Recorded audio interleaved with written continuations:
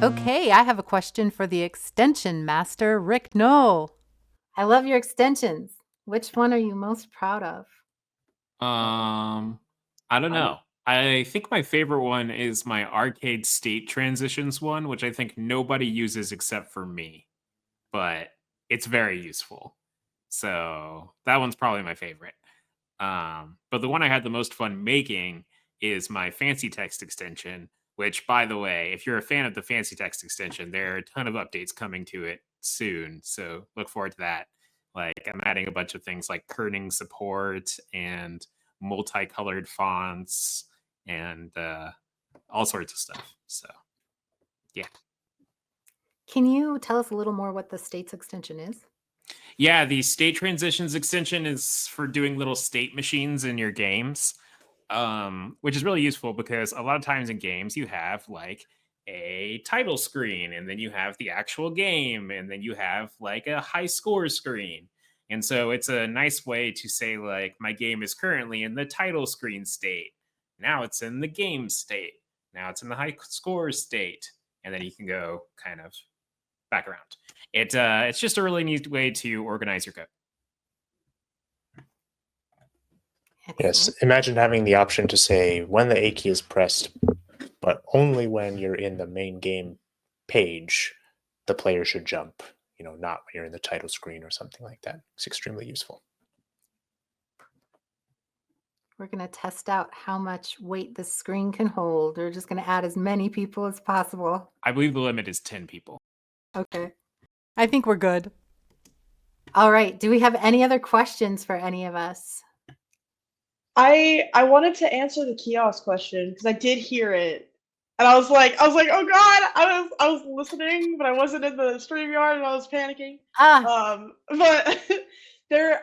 Can you repeat the question just for people who didn't see the last session? Yes. The question is there a limit to how many games you can add to kiosk? The answer is yes. Like most things in computer science, there are limitations and constrictions that you have. It's basically confined by your local storage in the browser. So I just looked it up. It's like 5 megabytes, and we also do some throttling on our end. But the games that are stored, your custom games, are all stored in your local storage, and they can only store 5 megabytes worth of content. I hope you're not pressing that limit because that's a lot. That's a lot of games. Realistically, you're not going to hit that limit with MakeCode games. So probably if you're doing it for like a classroom or a couple of classrooms, you probably shouldn't have an issue. Yeah. Also, I think 5 megabytes might be like the minimum. Like I think Chrome and stuff give you much more than that for local storage. Excellent. Mine Art Book asks, does the distance matter in multiplayer games? That's a good question. So our multiplayer is done with a serverless model.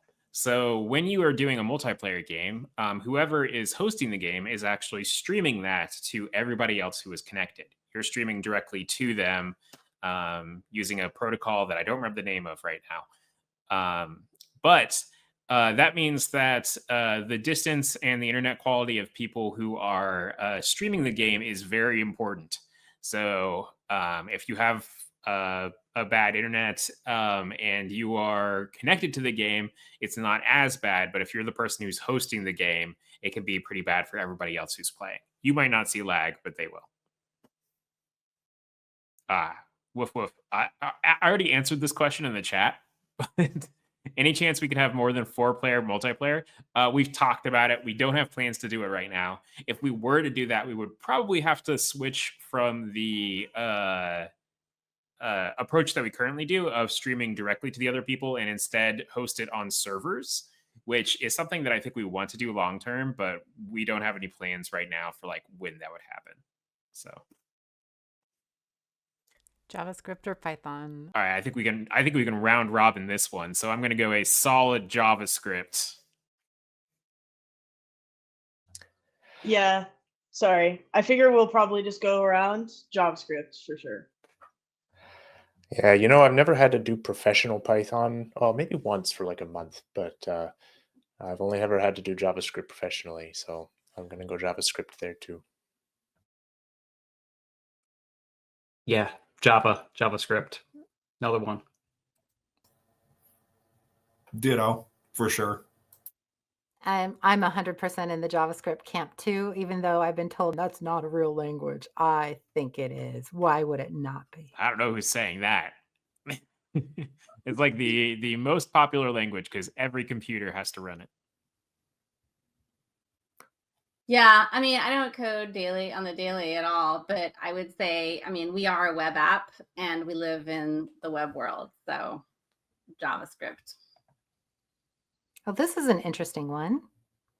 If I find a way to send messages to other users, is there a way to report it? Yes, I don't remember specifically where it is, but on the multiplayer page, there is a report button. And if you report it, the link will be taken down, or if you report somebody, they will be prevented from joining, multiplayer games with you anymore. Okay, I'm not skipping Woof Woof's question here for long, but I'm just giving someone else a chance to ask for a question. Dream scenario.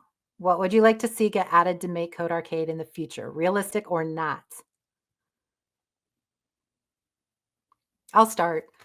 I'm on the education side, so I have thousands of things that I'd love to see added to MakeCode. But the thing that is on my passion list right now, the thing that I'm going to be like a dog with a bone, is I really want kiosk to be attached to a portfolio, to somebody's profile, so that you can bring up the same kiosk on multiple computers or send your kiosk or portfolio to somebody else to look at. I think that would be amazing. Now, there's no promise. Any of the things we say, there's no promise they're being added anytime soon, just so you know. That one is planned, though. So, yeah. I personally would love to be able to play my MakeCode Arcade games on my phone. I would love something like a kiosk app or something like that, so I could play them there. I mean, you can go to the website on mobile, but it's a little bit iffy, so I want a proper app. I have one. The code verification, because I think the microbit version has it where it kind of auto grades, and I think that'll be great for teachers where you create your own kind of custom rubric. If Arcade could do that, game changer. Yes, for sure. We have a lot of people in the chat agreeing with you as well. Anyone else? I'm just gonna agree with Kiki about the kiosk stuff. Yeah, I have so many. It's really hard to say. And we all have these on the backlog, so don't worry. If you we've thought of everything. But classroom, definitely one, being able for teachers to group their students together and create assignments and get feedback and do auto code evaluation, auto grading, and having a teacher dashboard. I think all of that would be wonderful. I think better tutorial or skill map or learning content authoring systems so that anyone can create their own tutorials much easier than they can today. And then also, of course, I have to say AI and having like a troubleshooting AI buddy for students to help them kind of debug their programs would be great. So that's just a couple on my wish list, but many more. Thank you. Okay, Randy asks, will we ever get blocks coding for the MakeCode VS Code extension? Yeah, so I have mixed feelings about that. I want that to happen, but I think the reason that I have not done it up to this point, I should mention that the main person who's been working on the VS Code extension are me and Joey, who's not currently here. But we've talked about doing blocks coding. And the reason we haven't done it is because I think that if you have something in VS Code, there's an expectation that it works with multiple files. And it's not clear how blocks projects would work with multiple files because in blocks, everything is global. All variables are global. All functions are global. And we don't really have a concept of how to export things or import things or kind of encapsulate your code in a file like you would expect to be able to do. So that's kind of the thing that's preventing us from doing that. But the actual thing of hosting the blocks editor inside of VS Code is relatively easy for us to do. So I'm not saying it'll never happen, but I'm saying that it requires a lot more like thought and design to make sure that we have a really good And plan I'm for it. So that it personally makes against sense. it. Oh yeah. So yeah, just use MakeCode. Randy, why do you need to be in VS Code for blocks? But yeah, I mean, it is. So I love MakeCode, obviously, but we don't handle multiple files very well. So if I were to do blocks and have multiple files, I feel like VS Code would be the way to do it. So I guess what I'm really wishing for is that you can do multiple files with blocks. I would love that so much. I was Then going we to can say do that's it in another MakeCode. Yes. that's I another agree. dream item for me is multiple files for my blocks. So is there a particular reason that the Python side seems so unused? I think you got a pretty good glimpse as to why that was the case when we went around and asked and talked about which programming language we use. It's just because Python is underused. It's used in very, to me, my interpretation is that it's used in very narrow and very specific places. And so in those places, like numerical science, like Python's everywhere. But that's about it? Question mark. So that's probably the reason why it seems so unused, is just because it's not as popular as JavaScript is in the profession. That's my take. I feel like the most popular place for Python is requests from parents. Parents feel like Python is very important and that students should learn Python, but that doesn't always reflect out in what's being used in industry. Personally, from the education side and the education side alone, I think students should learn as many languages as they possibly can, because it's when they become fluent with that second or even third language that they realize it's not about the translation between languages, it's about the algorithms behind everything. And that's when you really unlock the ability to be an amazing coder. All this being said, if you have particular pain points when using Python, please post about them on the forum. I like fixing Python bugs, but we have a lot of them, and I don't really know what the right ones to prioritize are. So if you are a teacher, or if you're trying to use Python for a big project and you're running into a bunch of problems, please post about it on the forum or post it into our GitHub so that I know like what are the big problems that we need to look at. Thank you. All right, Matthew says, the one challenge I have is students editing other people's code and trying to turn it in as their own. Any chance we could include an edited from tag or something to help teachers know? So this is a modded from type situation. This is another feature we've talked about for a long time, because Scratch has the remix history, which we don't really have because our share links are anonymous. So once a share link is created, we don't really keep track of who imports it and uses it. But I think philosophically, I will say that even if you did this, kids would find a way around it. They would copy and paste the code into a new project or things like that. But version history does help in that respect too. To some extent, it's got a pretty large byte right now, so you could type quite a bit of code in that amount of time. But if you see a student who goes from 1 or 2 blocks of code for an hour and then suddenly has that much code, you can also see that there's something possibly suspicious there. Possibly, but there's always, yeah. Yeah, Okay. and I the way I tackle that is I kind of have my students defend their code and explain it, and you get a really good sense of if they understand what it is, and if they do, then they made it. If they don't, then they really don't. But just that's kind of another teacher tip. Excellent. And then we do have some responses in the chat to some of the stuff we've talked about earlier. Scott says that Python will be used much more since it's been picked up by IB and will ultimately make it to APCSA as well. Probably better than other languages that could be picked, I suppose. And then Randy McDonald, who we love, by the way, is saying no shade for the MakeCode site, but for myself and more advanced students feel more comfortable in VS Code. So I do think that there is a feeling when you're learning to code that if you're coding in VS Code, you're almost professional. If you're coding on a very colorful website with blocks, then you're not. And so I do understand that. However, it would be the same, right? We've had this question a couple of times. I'm interpreting it as, when did you know that this is what you wanted to do? Well, my answer is short and sweet. I took my first computer science class in college. I realized that at that point, I'd always wanted to do physics, and I realized that physics was comparably very boring than being able to make a thing and have something at the end of class.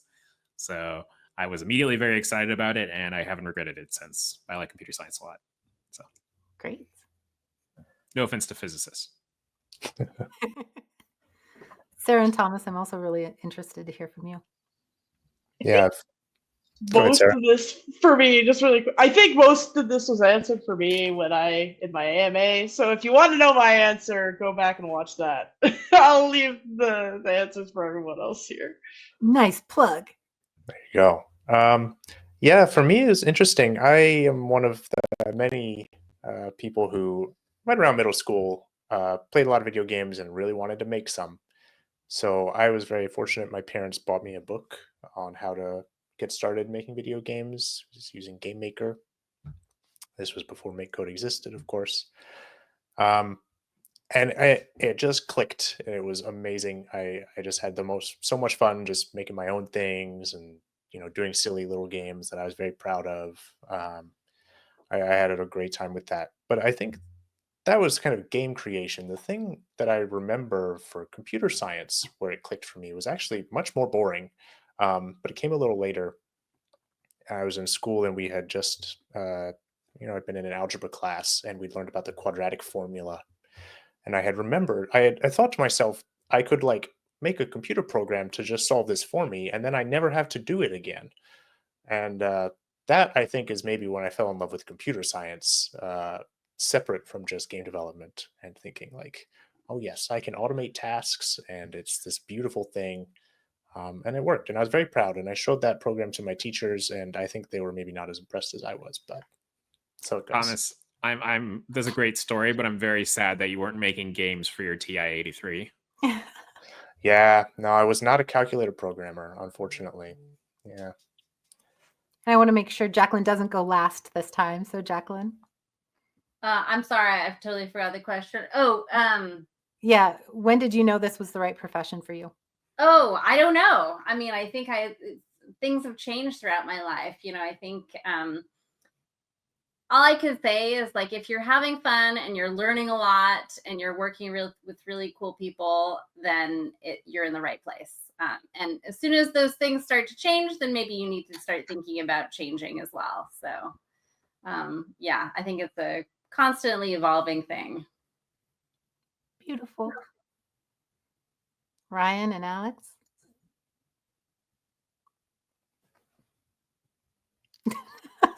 You're pointing the wrong way. All right. I mean, later in life, really. Again, it kind of started with MakeCode Arcade. And that kind of, again, I didn't have that exposure when I was going through school. Our typing class actually used a piece of paper, and then we had the manila folder over our hands, and that's how we practiced typing. I don't know if that's kind of back in my day or just kind of the resources my school had, but that was kind of our computer lab. But then kind of stumbled across MakeCode, and then from there I just kind of kept going with it and just kind of found my passion. And then now I'm kind of directing it towards kind of what I do professionally is teaching, and kind of just marrying those two ideas together. So that'll be my answer. It's never too late, I guess, is the simplified answer. Thank you for that. Yeah. Also, I will say that kids today are very lucky. I think there's a lot more exposure to computer science in high school and middle school and younger than there was in the past. When I was in high school, I lived in a very poor school district, and I didn't have any, no programming experience at all until college. And it's kind of a shame because I liked it a lot. I probably would have liked it then too. Probably. That's escalator method. Bring it to kids as young as you can. All right, Alex, it's you or me. Mine's simple. It's the same story as Thomas's. My parents bought me a computer when I was 10, and in those days, you couldn't. The computer didn't do anything automatically. You had to tell it to do something because it turned on, and you were in a programming language or a programming environment. You could buy games, but like when you turned the computer on, it wanted you to program it. So that's what I did, and I haven't stopped since. That's awesome.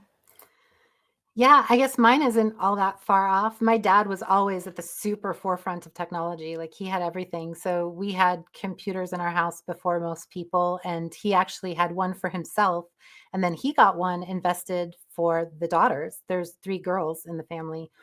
And I used to say that I joke that my dad always believed my place was in the kitchen, but that's because it's where we kept the computer. And I learned very early on that if I needed him to help me with something, I wouldn't get the computer back for the rest of the day. So I had to figure out how to fix everything that went wrong. So I did a lot of problem solving, and I felt like it was like working on cars, but cleaner. And so I really enjoyed that. I still like working on computers and working on cars. But ultimately, I actually wanted to go to school to like make cows fly, like in the movie Twister, the original movie Twister. And they said that computer science is what you needed to do if you wanted to get into that graphic stuff. It wasn't back. That's not what I went into, by the way. But I just fell in love with it. It just felt like a good place for me. And I've gone away in my life. I've gone away and come back several times. And as an adult, I went back to computer science class. I was one of 2 girls, and we both had the same name, which is why I go by my nickname, Kiki. You heard it here first, people. Um, yeah, and then it became a mission. I needed people to understand that computer science was a passion. It was an art form. It was something that you could enjoy and express yourself with. And it wasn't boring, and it wasn't dark, and it wasn't lonely. And so I basically committed the rest of my life to getting more women in computer science, and now more everybody in computer science starting from a young age. So that's what brought me here. Thank you for the question. Let's see. Okay, this is an interesting one. To know how to make algorithms is a skill that will always be useful. But when you see the advances in AI, do you think that the children that are using MakeCode and other smaller tools, well, what do you think the children that are using MakeCode and other similar tools will need?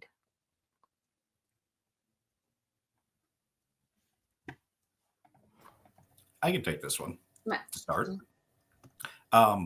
Because one of the stats that's been thrown around for probably the last decade and keeps getting thrown around is that there will be a year-on-year decrease in the demand for computer programmers. And statistically, that is absolutely true. That's not all of the people that you see on this screen right now. None of them are computer programmers. They're software engineers. And there is a very, very, very big difference. I can hire computer programmers who literally will take a list of steps and translate them into a computing language. That's what a programmer does. I don't need those. I need people who can think. And that's what will continue to grow, even with the advent of AI, because AIs are just complete the next word type. No, that's a simplification, but they don't think. I need thinkers. I don't need programmers. So if you want to get into software engineering and thinking, you're going to be fine.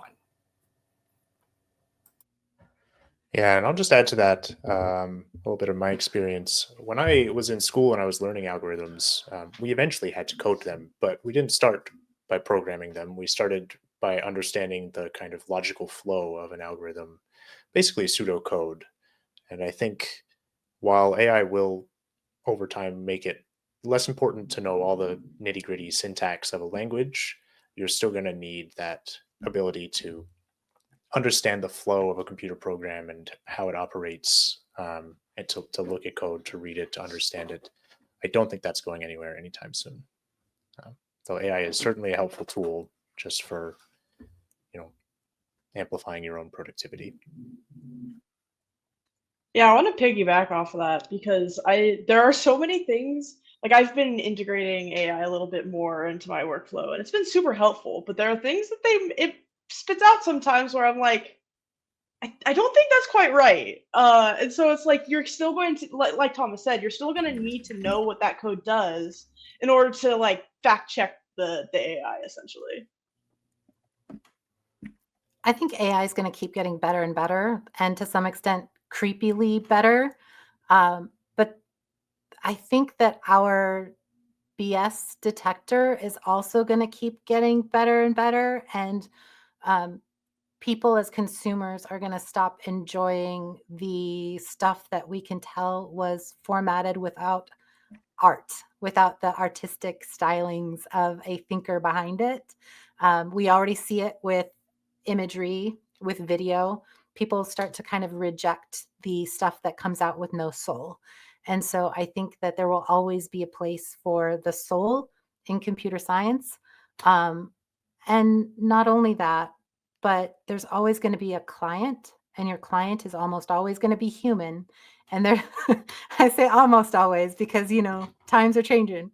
But not just that interfacing, but the real understanding of a team, knowing how to break down what they need so they can put it back together into what the client is asking for. I don't understand how that could happen without either a bunch of really intelligent clients or a team of real people figuring out how to translate everything. Thank you, everybody. Thank you all. Yay. Last sticker. If you are as sad as we are to be done with this and you want to keep learning more and you want to be able to watch these again, please go to the forum. Go to our forum. There is a thread for the ArcadeCon, all the links we had for today. And we will be doing more sessions throughout the year. We'll be doing webinars and hosting little half-hour and 1-hour webinars throughout the rest of the year. If you want to be able to catch those, make sure you subscribe to our Educator YouTube channel. And the tag for our Educator YouTube channel is @MSMakeCode. Thanks, And everybody. check out live streams Yes. 3 times a week on Monday, Wednesday, and Friday on Twitch, YouTube, and Facebook. But if you want an immediate answer for us on a technical question, if you ping us in the Twitch chat, we will have to respond to you. So. Thanks so much, everyone.